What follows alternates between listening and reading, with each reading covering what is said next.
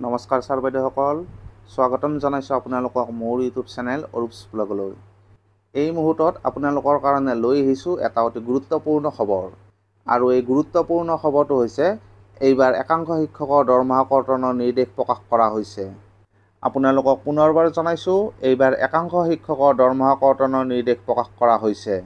বিদ্যালয়ত অনুপস্থিত একাংশ শিক্ষকৰ দৰমহা কৰ্তনৰ বাবে সাজু হৈ উঠিছে ৰাজ্যৰ শিক্ষা বিভাগ। বিদ্যালয়ত অবিৰতভাৱে অনুপস্থিত শিক্ষকসকলৰ চিনাক্তকৰণ আৰু তেনে শিক্ষকৰ অনুপস্থিতিৰ দিনসমূহৰ দৰমহা কৰ্তনৰ ব্যৱস্থা গ্ৰহণ কৰাৰ বাবে নিৰ্দেশনা প্ৰকাশ কৰা হৈছে। এই সম্পৰ্কে ইতিমধ্যে দুখনকৈ নিৰ্দেশনা পত্ৰ প্ৰকাশ কৰা হৈছে। প্ৰথমখন নিৰ্দেশনা পত্ৰ প্ৰকাশ কৰা হৈছে ডিপাৰ্টমেণ্ট অফ স্কুল এডুকেশ্যনৰ ফালৰ পৰা ডিৰেক্টৰ অফ ছেকেণ্ডাৰী এডুকেশ্যন আৰু লগতে ডিৰেক্টৰ অফ এলিমেণ্টেৰী এডুকেশ্যনলৈ।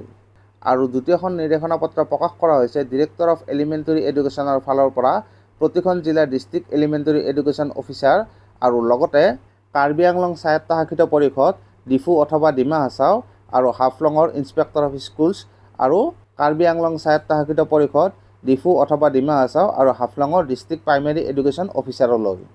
আৰু এই দুয়োখন নিৰ্দেশনা পত্ৰতে উল্লেখ কৰা অনুযায়ী যোৱা 25 জানুৱাৰী 2025 তাৰিখে ডিব্ৰুগড়ত অনুষ্ঠিত হোৱা মাননীয় মুখ্যমন্ত্ৰী মহোদয়ৰ ৰিভিউ মিটিঙত লোৱা সিদ্ধান্ত অনুযায়ী বিদ্যালয়ত অবিৰতভাৱে অনুপস্থিত থকা শিক্ষকসকলক চিনাক্তকৰণৰ বাবে আৰু যদিহে তেওঁলোক বিদ্যালয়ত অবিৰতভাৱে অনুপস্থিত থকাটো নিশ্চিত হয়, তেনেহ'লে তেনে শিক্ষকৰ দৰমহা কৰ্তনৰ বাবে ব্যৱস্থা গ্ৰহণ কৰিবলৈ নিৰ্দেশ প্ৰদান কৰা হৈছে।